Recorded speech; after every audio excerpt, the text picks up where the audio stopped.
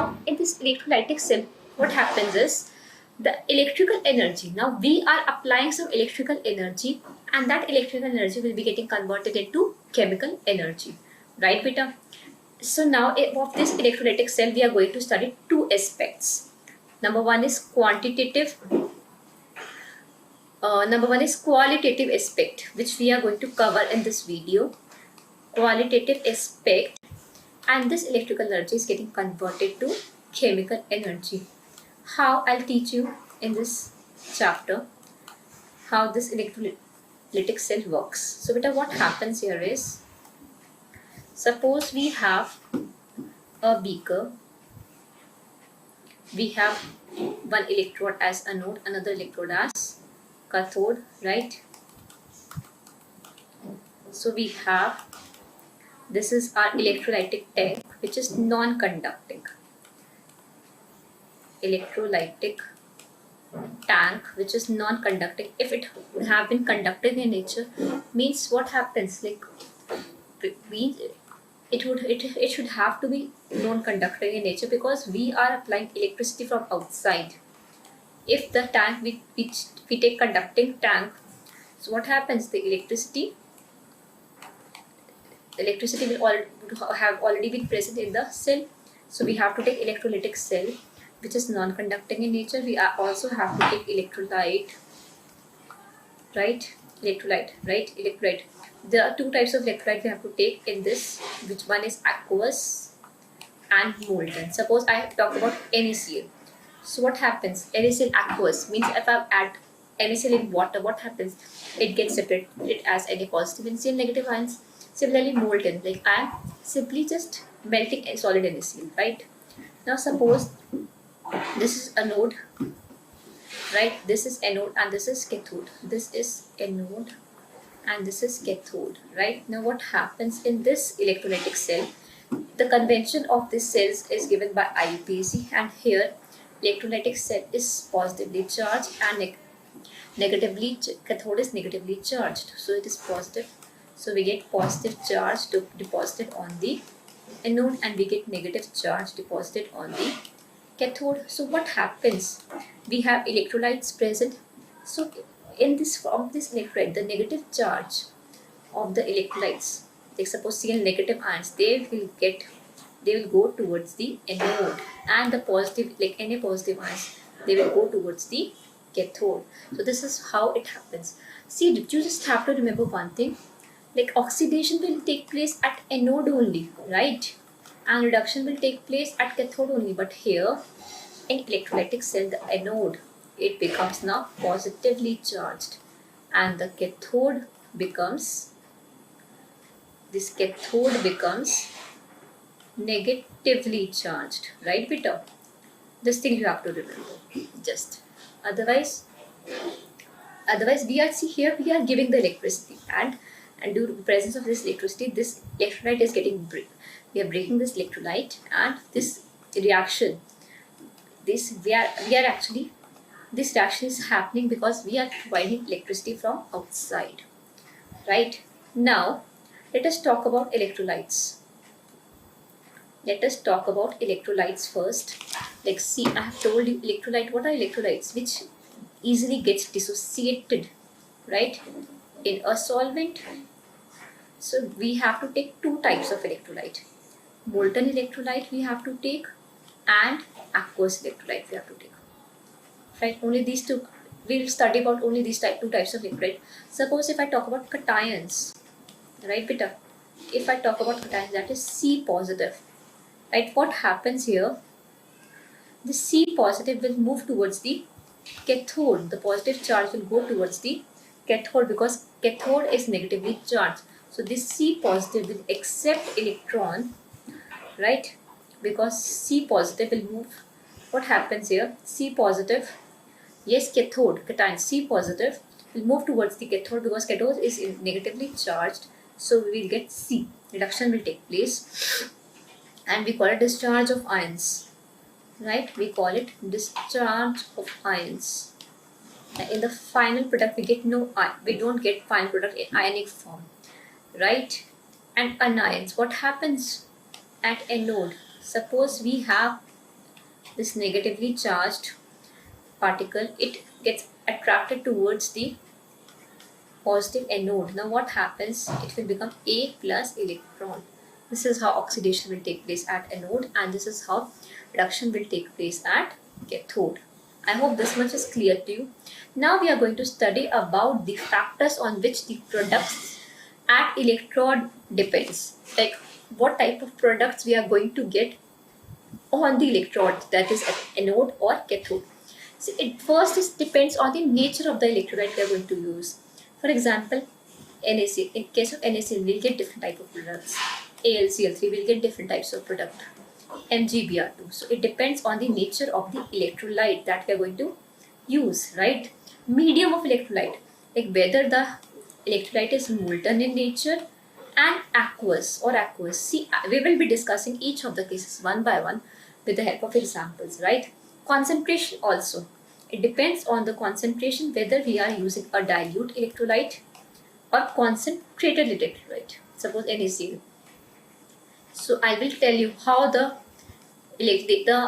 on the concentration how the product will depend, right? So basically, we in this electrolytic cell examiner, the questions mainly come from the products you will get. So these are the four types of things that you will get in exams, and on these four factors, our product depends, right? Nature of electrolyte, medium, concentration, and nature of electrode also. In case we get inert electrolyte, if we get inert electrode like platinum or graphite, these electrodes do not participate in the reaction and does not disturb the reaction. But if we have active electrode, then active electrode will participate in chemical reaction like copper, zinc, silver, iron. If we get an electrode of active metal, they will participate in the chemical reaction. So there are four factors on which our product depends in case of electrolysis. Number one, nature of the electrolyte. Number two, medium, whether the medium is aqueous or molten. You have to check which medium is given to you. The concentration, whether the electrolyte is dilute in nature or is it concentrated. And fourth is the nature of the electrode, whether the electrode is inert in nature or active in nature, right? Okay. So next beta we have rules for the product formation. See, we have certain rules for the product formation also, right? We have, see, what happens here is assume inert platinum electrode unless mentioned. Whenever, if in case there is no electrode mentioned in the exam, you have to assume that the electrode is inert. Number two, try to write anode reaction first. Whenever you have to do electrolysis, you have to write anode reactions first. And number three, in case of active electrodes, what happens like zinc, copper, iron, right? Zinc, copper, iron, such type of silver, such type of electrodes, what happens? All the reactions stop, right? And electrodes themselves, they will start oxidizing or reducing. Right? So this happens in case of active electrodes. I hope this much is clear to you. Now let us discuss all the cases one by one.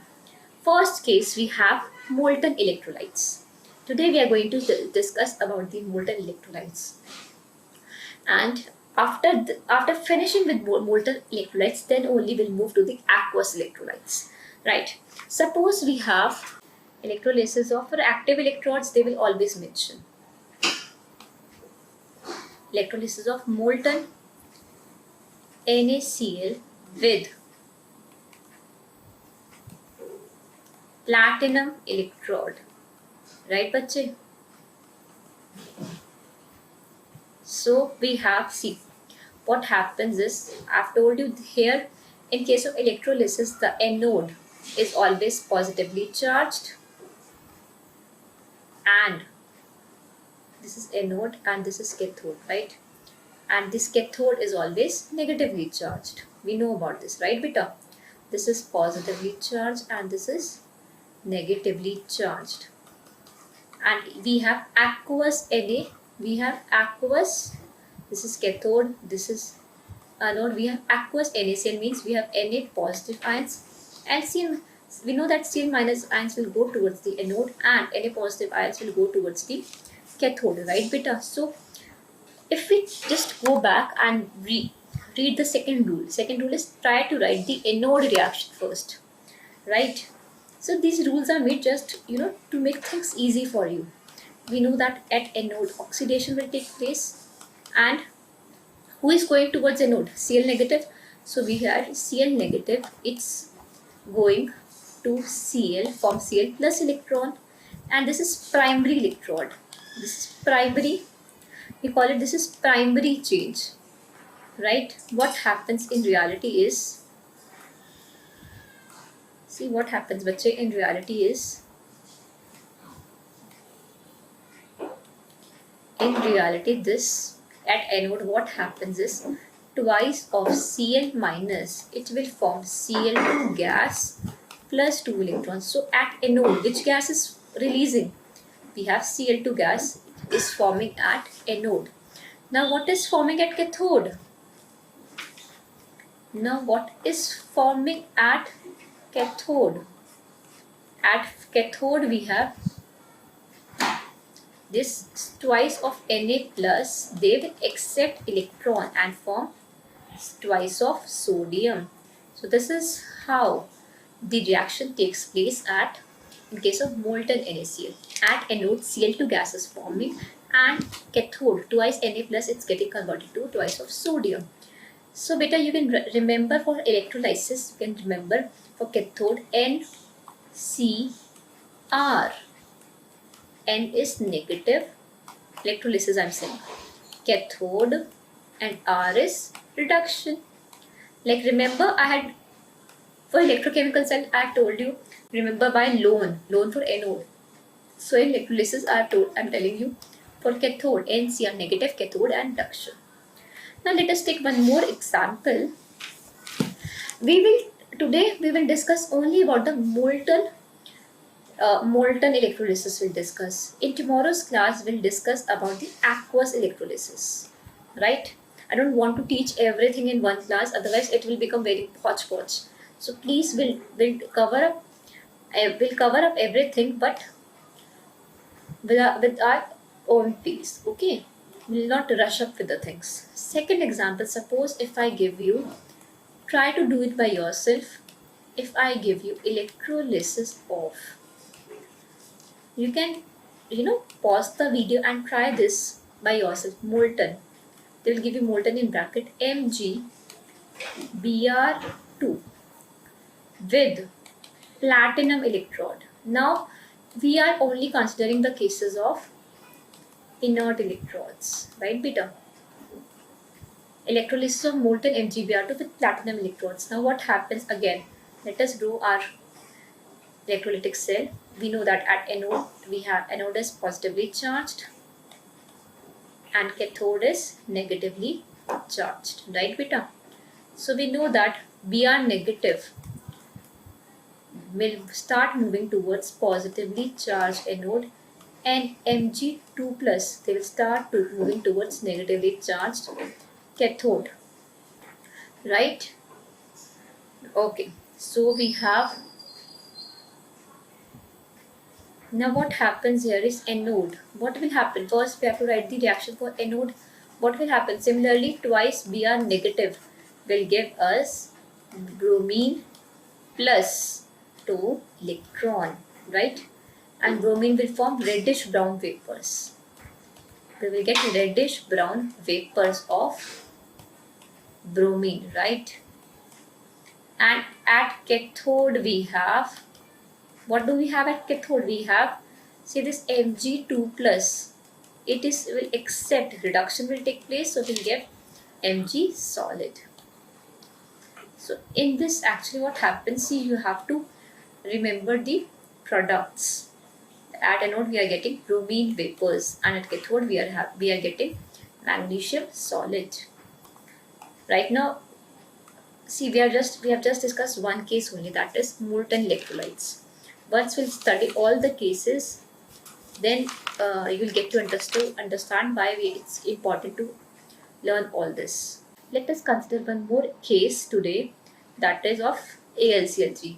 AlCl3, we know that Al3 positive ions, they are present and they will get attracted towards cathode, and Cl negative ions, they will get attracted towards anode, right? So what happens at anode, oxidation will take place. So twice of Cl negative will give Cl2 plus 2 electron, right beta? And cathode, what happens at cathode? Reduction, we know that. Here the only difference is of charge, right? Cathode here is negative charge in electrolysis. So you can remember it by through NCR. Cathode, what happens beta? Here this Al3 positive will gain 3 electrons and it will get converted into aluminium solid. Now if we see the charges here, the difference is 2 electrons, and we know we don't see the net. We never see electrons whenever we are forming the net cell reaction. So we'll multiply anode this reaction by 3 and we'll multiply this reaction by 2.